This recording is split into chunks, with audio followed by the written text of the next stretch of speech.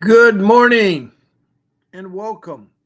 Welcome to my live stream, Fight CPS, with your host, Bob Pace. I want you to hang on to your children and get them back. It's good to meet new and old friends here. I have a lot of nice friends that are part of my family on this show, and I welcome you all. You all are faced with the task of dealing with an entity you never heard of before, a lot of you. Now, that entity I call the Child Protection System. That's what the abbreviation CPS stands for, the Child Protection System. It's a government entity that was started and created in 1962 by an act of Congress. And it mandated that our social services, our government entity that handles social services, get a group of social workers together and protect our children from neglect and abuse, and to do family reunification to get the family back together. Because studies have shown the best people to raise our children are the biological parents. Studies gone over and over. The biological parents are ones. And some of you may have had some hiccups along the way, made some bad judgment. Some of you may be innocent, like a lot of you. I talked to over 2,500 people from around the world, not only the United States, but 22 countries have texted in or called in and told me about their CPS case. Now, CPS, the Child Protection System, seems like we all have it in common, me too. They run into a rogue system, a system that is not for family reunification, a system that is corrupt and lies so easily. They lie in court, they lie all the time. Their whole goal is to make money off your children. By having a child in custody, they receive free money from the federal government. The government sends billions of dollars to the state, who in turn sends millions of dollars to the counties.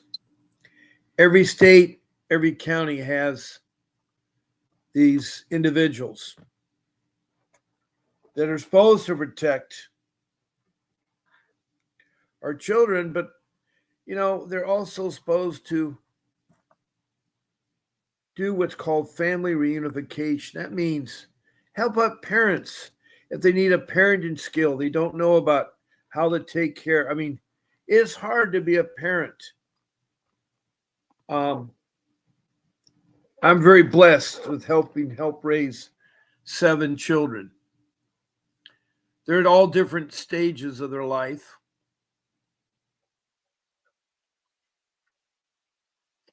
Yes, I'm an old dinosaur. And I'm very blessed to have 2 sets of children, one early in life and then one later in life. I have 42 years of marriage experience and 61 years of life skills. I'm not an attorney, but I've listened to you all 2,500 of you, for 22 months. That's over a year and a half, day after day, week after week. That's twice a day. Twice a day. Now, one of the things you're interactive, because this live stream is interactive, it's for you guys, is you can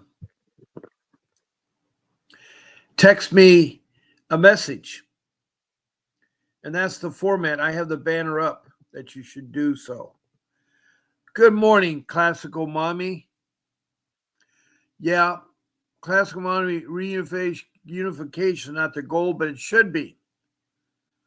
If you look at the beginning in 1962, let's look at the beginning and see what their goal was.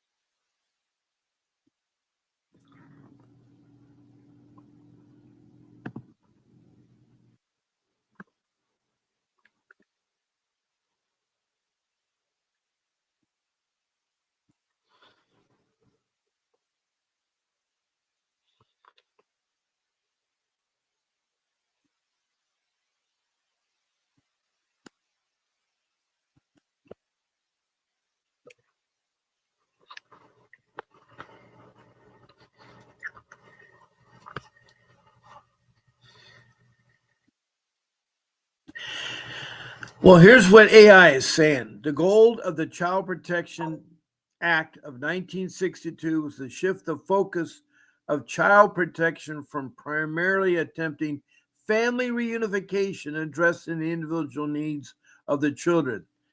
This act marked a significant change in child protection system, emphasizing the importance of understanding and addressing the unique circumstances of each child.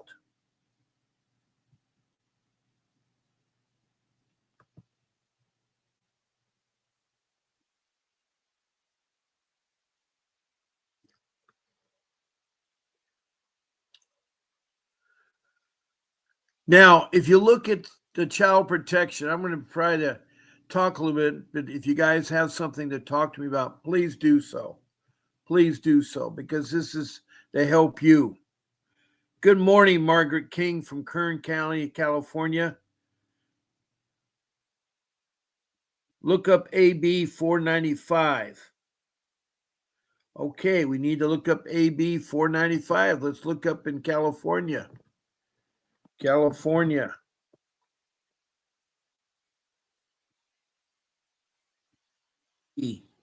495.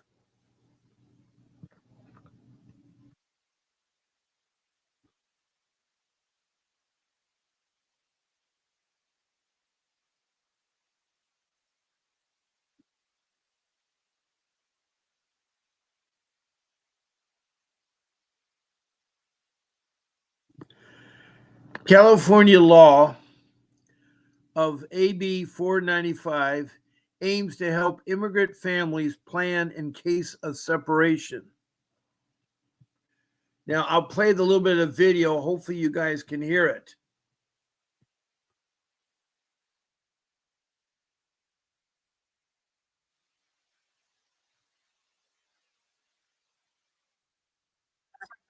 Sure would streamline this.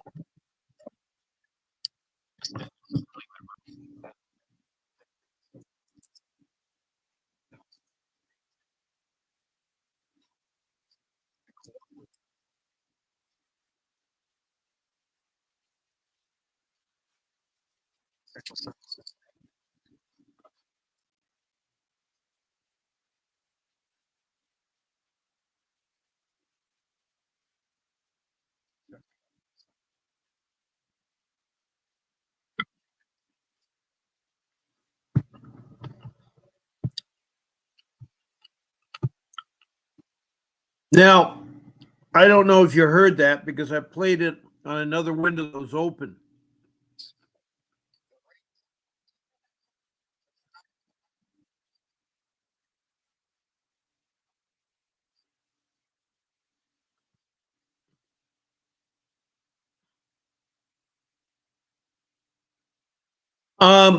Margaret, can you help clarify why you think we should vote against that? What are the pros and cons?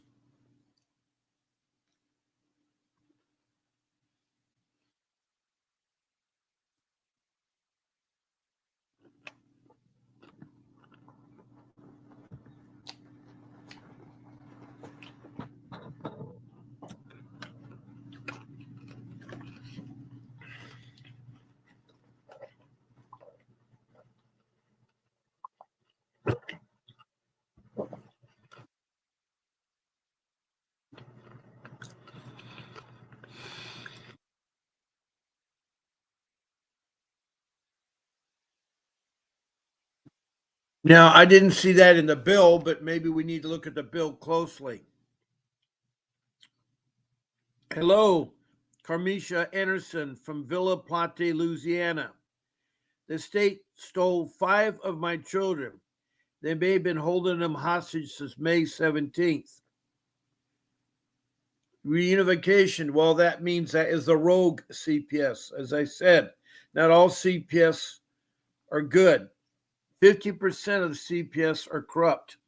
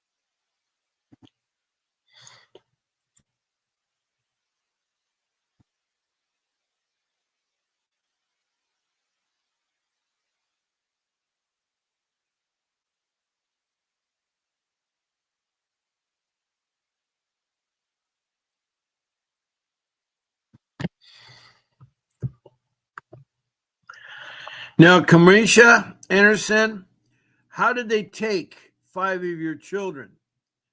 And why you say they're not family reunification? Is it a bad CPS in Villa Platte, Louisiana?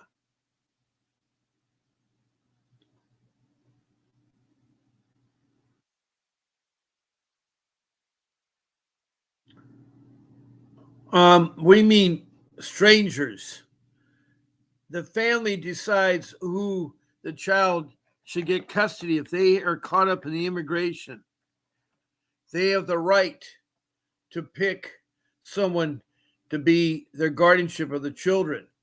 It isn't strangers assigned to them. Margaret, you need to tell me further.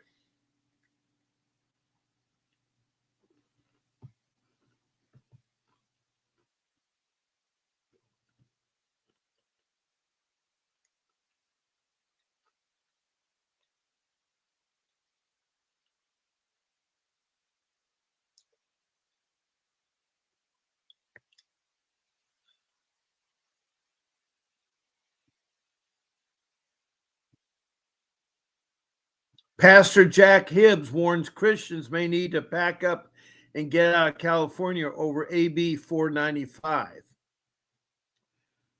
Popular California pastors warning Christians may have to flee the state if lawmakers pass a conservational bill that would allow nearly any adult to take custody of child without alerting a parents.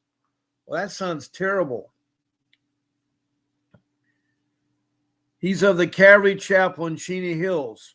Warns his congregation last week about Assembly Bill 495, which supporters claim would expand child welfare protection by legally recognizing caregivers and providing children with access to family service without unwanted disruptions. It's called the Family Preparation Plan.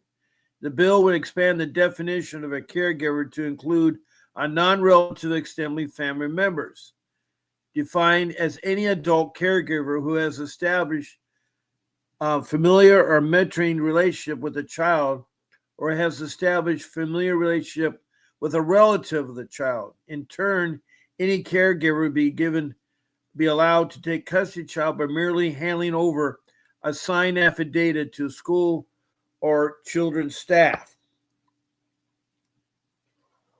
While AB 495 purports to address unique challenges faced by immigration families under the Trump administration, mass deportation efforts, Hibbs says the potential threat the bill would pose to children's welfare is too serious to ignore.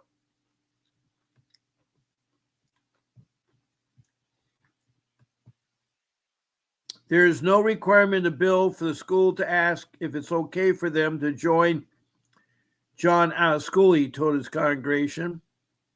It allows individuals to obtain a new form that comes with a bill. They fill it out and they can name a child. The bill does not require a background check for the man, requires no ID, no driver's license, no nothing. There's no requirement in the bill for the school to call you to ask you if it's okay if John takes your daughter out of school. Well, that is crazy.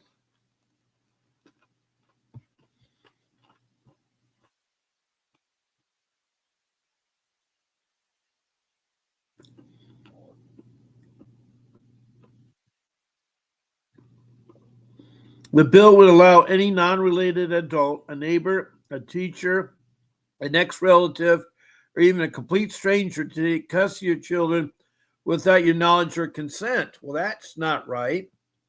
No background check, no court order, no parent signature, just a piece of paper. You need to show up at August 19th at the Capitol steps of Sacramento. This bill is to die. On your attendance matters. Bill could also empower a caregiver, whether a non-relative or family member, to make critical medical decisions for a child.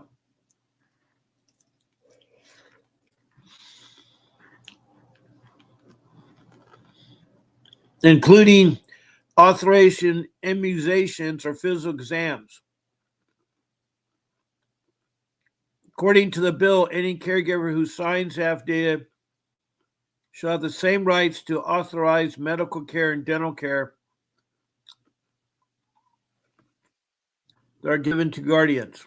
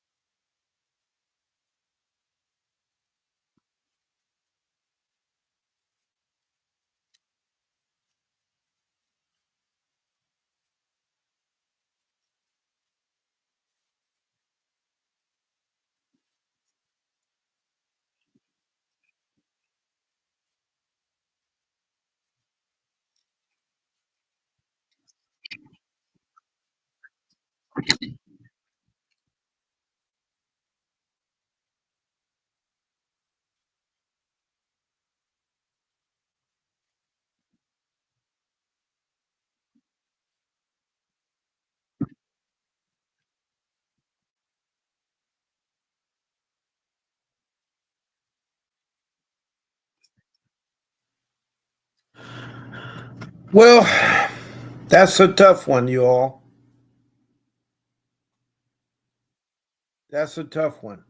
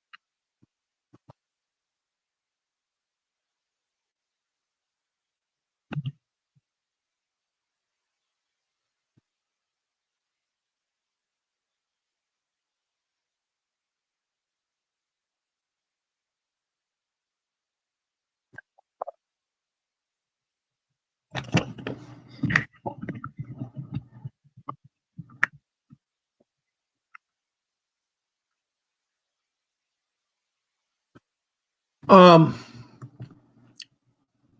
I'm glad you brought that up to my attention, Margaret.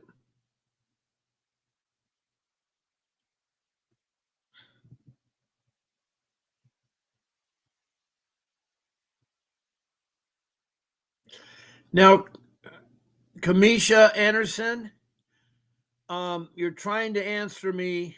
It's a long conflict of interest matters. I like to hear the story. I like to hear the story. Giving out pieces is hard for me to understand. A lot of people are involved, yes, but you need to start from the beginning. Premeditated by hate, which ultimately trapped my children in this Jim Crow system. I'm so sorry to hear that. I really am, Kamisha.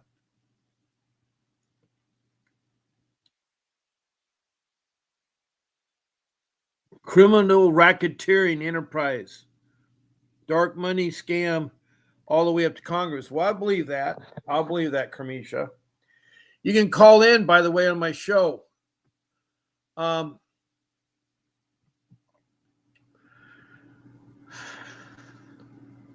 I'll put my phone number up real quick. There's my phone number, Kamisha. You can call in and talk about your case. Now, Classical Mommy is saying something here too. What are you saying here? Well, she first started off as reunification's not their goal. I agree. The bad ones aren't. It should be. It should be.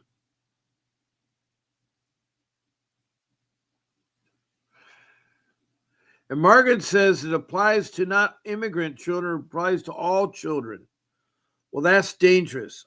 Dangerous. I agree with you.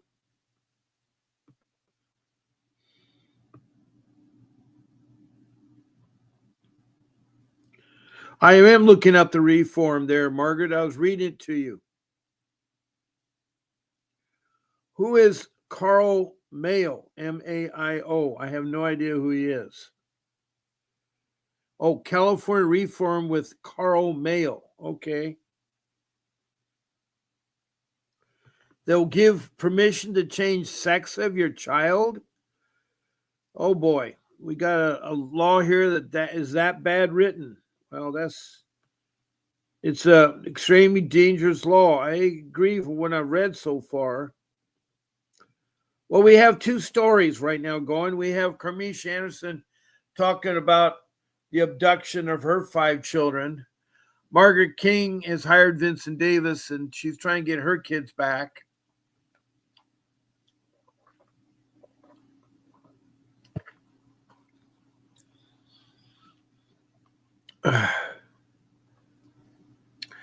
But anyway, there's my phone number. I need to go back to what I was trying to inform you. You don't have to, when you text me a message, to put your country because I already know all the states in the United States. That's put up there for my listeners outside of the United States. There are 22 countries from Indonesia to Bangladesh to India to the Middle East to Saudi Arabia to Libya, then over to the continent of Africa to Liberia, Sudan, Republic of Congo, Rwanda, Mozambique, and then the provinces of South Africa. Then up to Europe, it's United Kingdom of England, Scotland, and Wales. And then it's Denmark and Sweden. Then across the pond in North America, it's Canada with all its provinces. The United States with all 50 states have called in, including Washington, D.C. at the District of Columbia.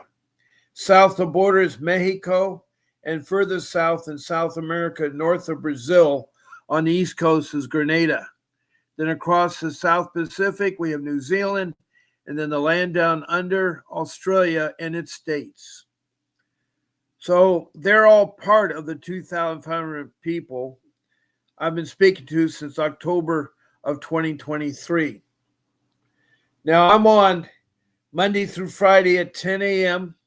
and on the weekends at 8 a.m. On the weeknights, I'm on at 7 p.m. every night of the week.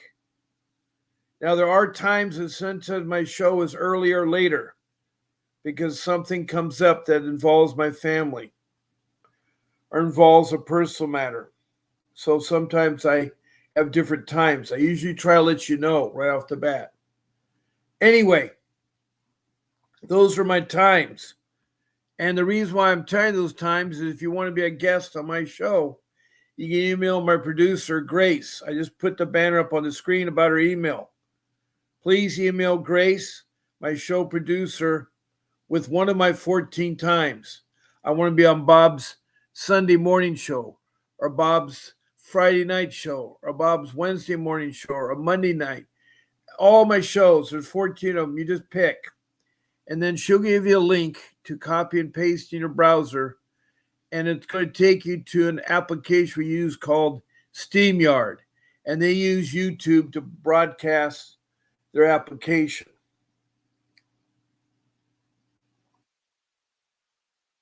And I really like you all to be a guest because I can take up 9 of you at one time. If I have you phone call in, it limits you. It limits you. Now, when you do get the link, you copy and paste. If you get knocked off, you copy and paste again.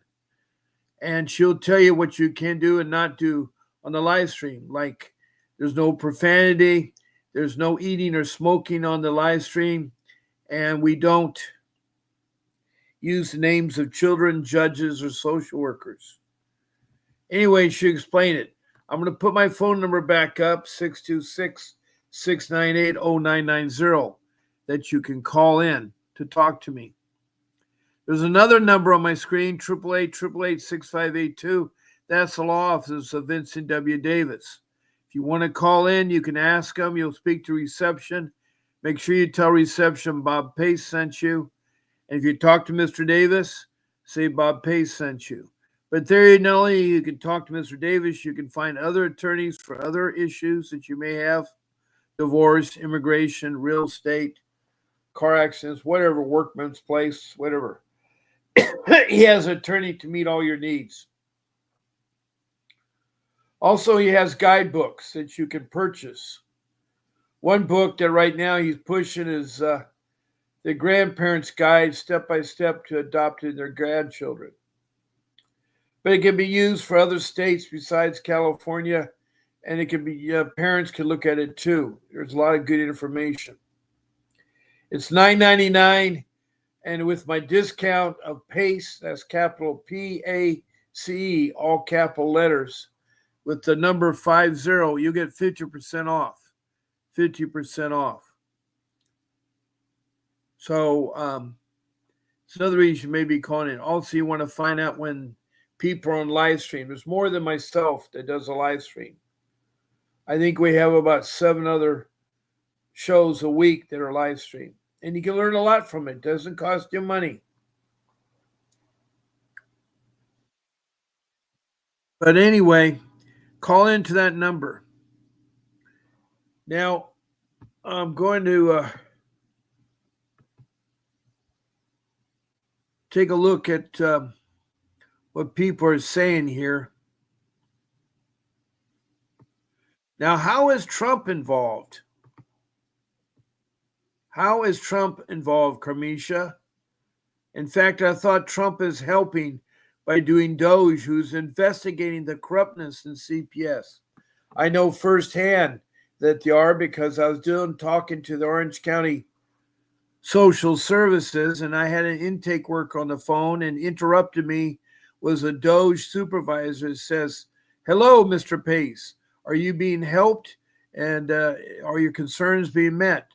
And they were checking out the social worker, making sure she was doing her job. And she was.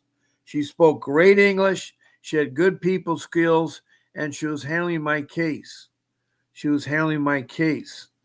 So Trump started this Doge, the government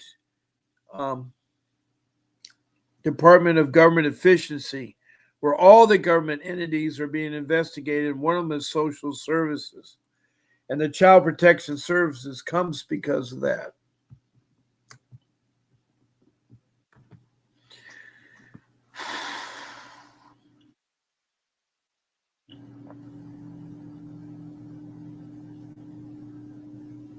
Now, I was given a historical overview of child protection of our children.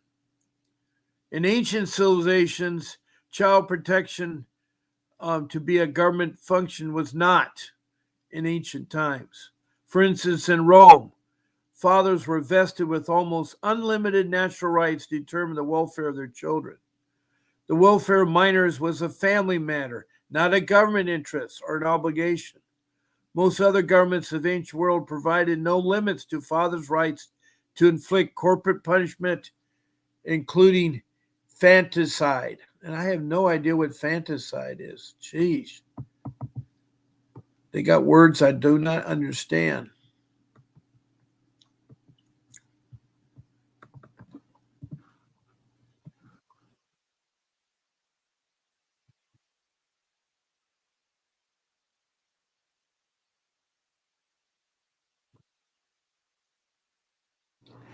The crime of killing a child within a year of its birth.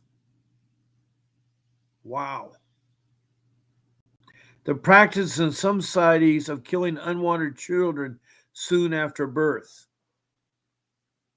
That's hard to believe that that took place. A person who kills an infant, especially a child. Okay, learn something new, I guess, every time. Hello, Anna Smith from Florida. Good to see you again. Anna Smith is a former foster child, and she's been. I realize your story is unique. Carmisha Anderson from Louisiana. All you have to do is call in, and I will look at. I'll listen to the Carl Mayo video. Okay, that reunification is all fraud. I want to know how Trump is involved because I thought Trump had created Doge. I did not know. That scares me a little bit.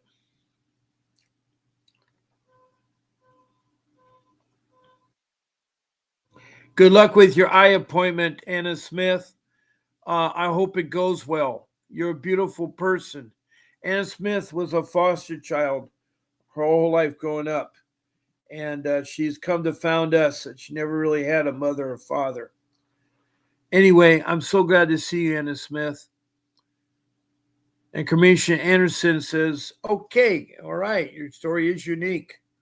I'd like to hear more about it, Carmisha. You can call my numbers up, you guys. My show is interactive. You can, text me a message, or you can be a guest on my show, or you can call in. My phone is live.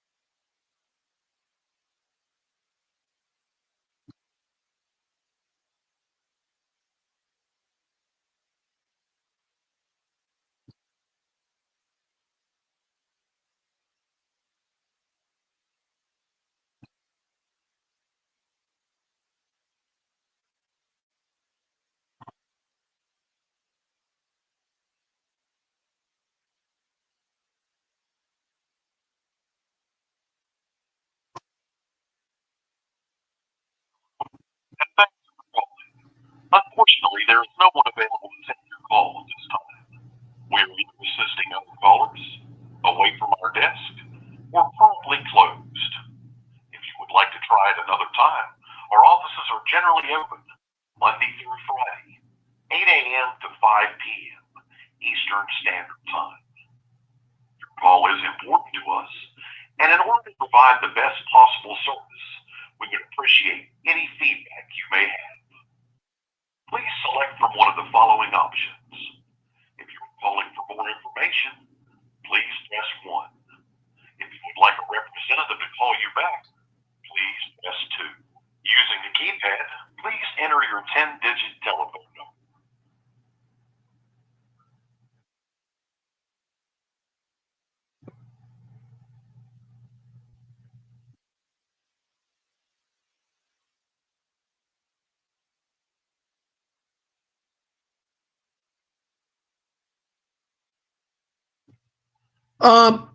Anyway, I was trying to check out some numbers there. I know it's scary, Carmisha Anderson. Just call in. I'll help you. Anna says maybe tonight. I'll try to hop on tonight. I'll call in and we can talk about some foster care things, like when they separated siblings, for example. And thanks. Heading out now to the doctor. You have a beautiful day, Anna Smith, and I hope your doctor visit goes well. Thank you for stopping in. Thank you. I thank you all of my listeners here. I'm looking for you guys to ask me questions. We were talking about the historical aspect. Thank you for the thumbs up emoji, Donna Yanosky. Thank you so much. She comes in every day, twice a day, and gives me a thumbs up, and that's so sweet. I've yet to meet her, but she and this other girl does the same thing. I think the other girl's from Canada. Anyway, I'm glad to hear from you. I'm here to help you. I'm here to help you. Now, we were talking about history, I think, a little bit. In a history part, in addition to the case-by-case determination by the Chancellor Court regarding children's property and guardianship, Parliament in 1601, which is when our country is being settled, promulgated the Poor Law Act, which, among other provisions, provided the government jurisdiction to separate children from pauper parents and to place poor children in apprenticeship until the age of majority, 21 for males and 16 for females. In the 1660 Parliament passed the Tentures of Abolition Act, which pre-aged the end of feudalism, including guardianship and chivalry that formed the basis for the early court and wards of the court.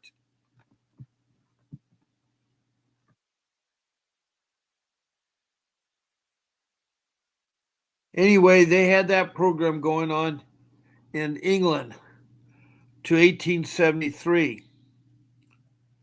Now, the American colonies closely mirrored those of 17th and 18th century Britain. The colonists emphasized two aspects of English child theory: the common law rules of family government and the tradition of child care practice of Elizabethan poor laws of 1601. Although colonial remedies of placing pauper children in involuntary apprenticeship or into poorhouses initially followed English legal customs, soon colonial theorists explained court jurisdiction of juvenile to exclude context beyond poverty. For instance, in 18th century Virginia, courts separated children not just from poor parents, but from parents who were not providing good breeding, neglecting their formal education, not teaching a trade, or idle, dissolution, or unchristian, or uncapable. Calvinist notions of poverty as idleness instead permitted court expression in the normation definition of the best interests of children. Until the mid-1800s, child protection laws did not differentiate among different classes of children, so that dependent children, state offenders, and juvenile delinquents are either housed together in poorhouses with adults or involved apprentice. So anyway, they said in 1875, I knew that part, New York was the first society for prevention of cruelty to children. You know, they had the cruelty of animals long before they had the cruelty of children. Our animals had better care than our children did.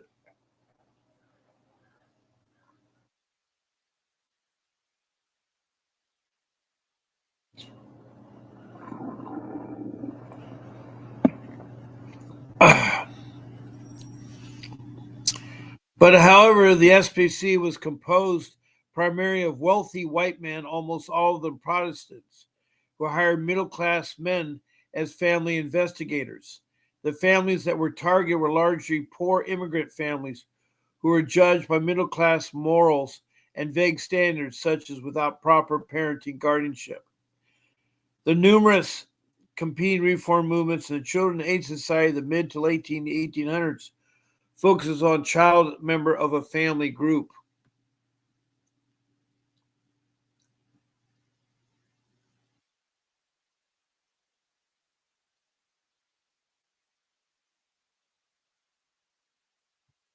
By the beginning of the 20th century, the tide had turned away from family separation towards family preservation. That's family reunification.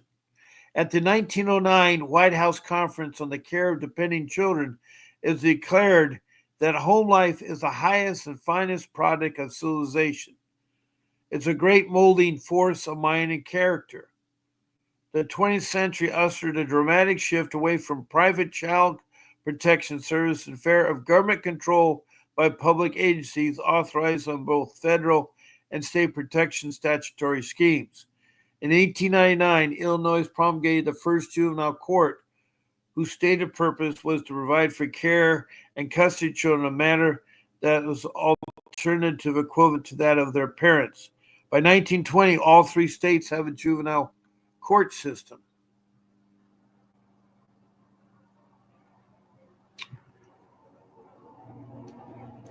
You know, Chicago was the first city which had the nation's first juvenile court. The rate of family reunification in 1921 was the same as in 1912, 70%. But in 1921, more children were staying in institutions for a longer period than in 1912. So there's a lot of challenges between 1875 and 1900.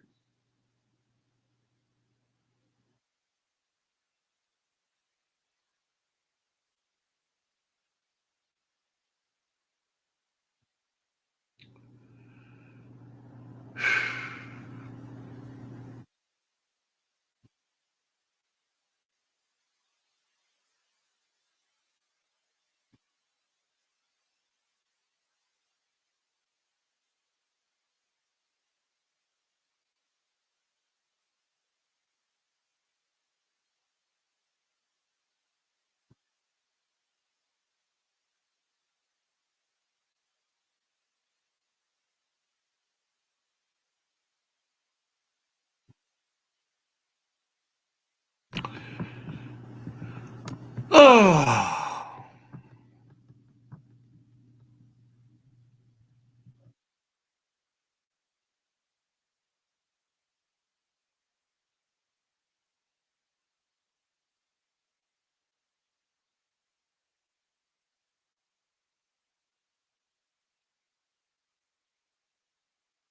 Children should never be removed from the home unless they're unsafe, but so many children are removed.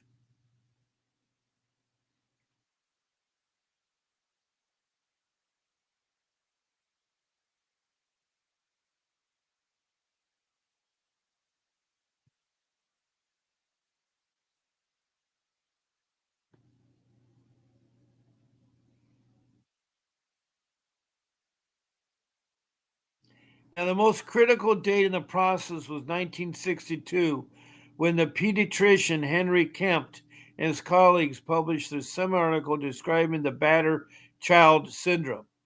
Kemp agitated for more robust response to child abuse and became an effective spokesperson for the renaissance of interest in child abuse and neglect in the 1960s and 70s. That is not too long ago. I was living back then.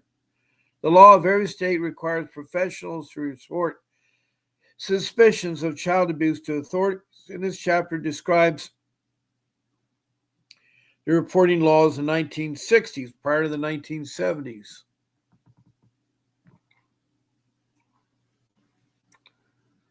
In 1974, Congress assumed a leadership role with the passage of the Child Abuse Prevention and Treatment Act, which was followed by additional federal laws, especially the Indian Child Welfare Act of 1978, the Adoption Assistance Child Welfare Act of 1980, and the Multi-Ethnic Place of 1994, and the Adoption and Safe Family Acts of 1997.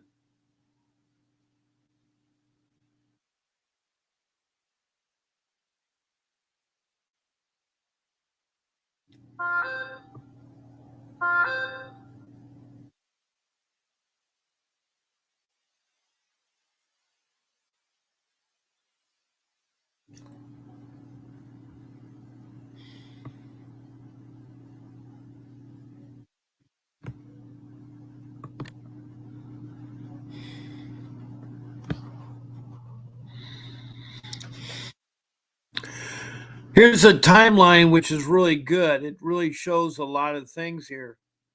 The child welfare system starts about 1935 and has been changed over the years. Then there's the child welfare research, and then there's the foster care and child protection.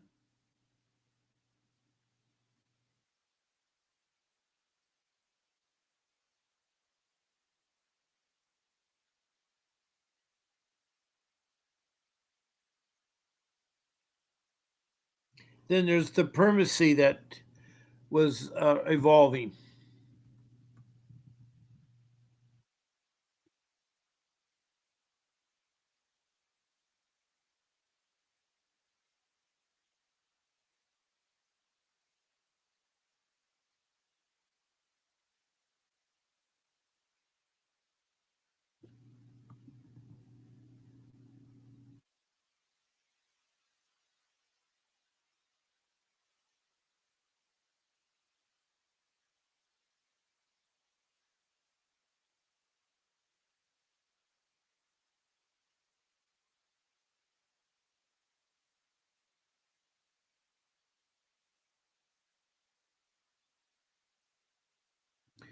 Anyway, I tried to give a little bit of the history there.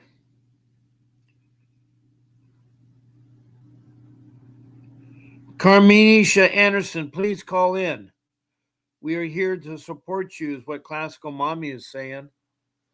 Margaret King has this really important article by Mia, see here,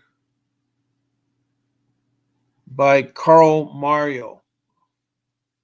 Oh, Mayo, called Carl.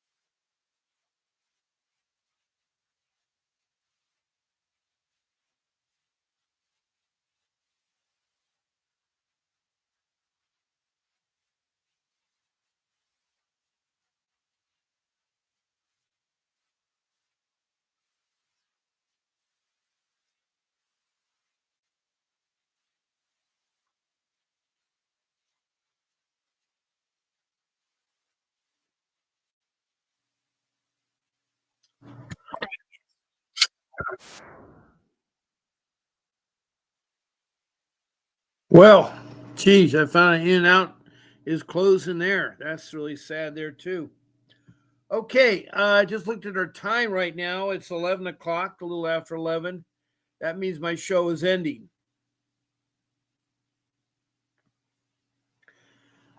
Um, Chris, welcome. Should you apologize for speaking your thoughts and opinions to DCF? Well, no, you shouldn't. The Department of Children and Families, or CPS, as I call them all, you should never have to apologize. They are corrupt. I know firsthand how corrupt CPS is. Every day I experience the loss of my third daughter, who's now 23, and she was taken from me at age 12. Every day I have to drive by my house that I had to quick sell to get money to fight to get my family back. I can thank CPS to that. It's the Orange County Child Protection Services in California that is very corrupt from the director all the way down. I met the director. I tried to be rationalized with them, but they're not rational people. It's all about money. You can see the money. His office, his personal office, is a 10-story Taj Mahal of a place. Looks like the Emerald City of the Wizard of Oz. It's all green and very luxury. So, no, you don't have to apologize for speaking your thoughts. Everybody in this world should have freedom. That's what's so nice about the United States, is that we have freedom to talk, freedom to do things that we want to do and so forth. Um, you're welcome, Chris. And I don't know where you're from. You may have been on here before. I may have forgotten. The name does sound kind of familiar, but anyway, you never have to apologize for speaking your thoughts. We in the United States are the only country in the world that we have freedom of speech. It's our First Amendment, freedom of speech. We have the right to stand on a corner and preach about Jesus Christ. We have the right to sit on a box in front of Sacramento to talk. I mean, I don't mean we have the right to burn our flag or to spray paint on government property. but we have the freedom of speech. So you should not be afraid, Chris, and you should not have to be authority. But I've been talking for 1 hour. It's time for me to go. I don't want to go, and I seem to always stay here forever, but I will be back at 7 o'clock tonight.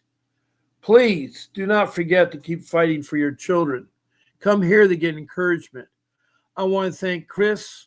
I think you're from California, but thank you for texting your message. Classical Mommy from Georgia, thank you for being here and being supportive of other members of the room. Anna Smith, the foster child from Florida, I'm glad to see you, and I hope you do talk tonight. Kamisha Anderson, I want to hear from you. I want you to call in. It's not that bad. People here are friendly. Margaret King, thank you for telling me about this new law that's passed. It sounds scary. I'm going to have to look more on it and see Carl Mayo. And I see why he has all these videos on there. But anyway, Margaret King is from California, and she's hired Vincent Davis, who's representing her, getting her kids back. Let me see, who else do we have here? We have, I think that's about it. We have Margaret King. Okay, that's it. So thank you all for being a part of my live stream. I'll see you tonight at 7 p.m. Pacific Standard Time. God bless you all. And please listen to the short video about CPS. It's a good one. You enjoy it. Have a nice day. A vivid picture is encrypted in your mind as the critics get in line like they're witnessing a crime. But then you notice there's a shiver in your spine from the feelings of discontentment and bitterness combined. Heartbroken when you listen to the judges, another kid's innocence corrupted, and if you go against then it's destructive. Consider this predicament the toughest, but we believe in a system fit for justice. Child Protective Services only pretends to save it. The one solution for this is worthy of instant praises. 30 years of experience with relentless cases. Allow me to introduce them. This is Vincent Davis, defending you when they don't think a mother fits the role. Is it juvenile dependency or government control? Observe the pain in their eyes. It's time for us to realize we are the last one.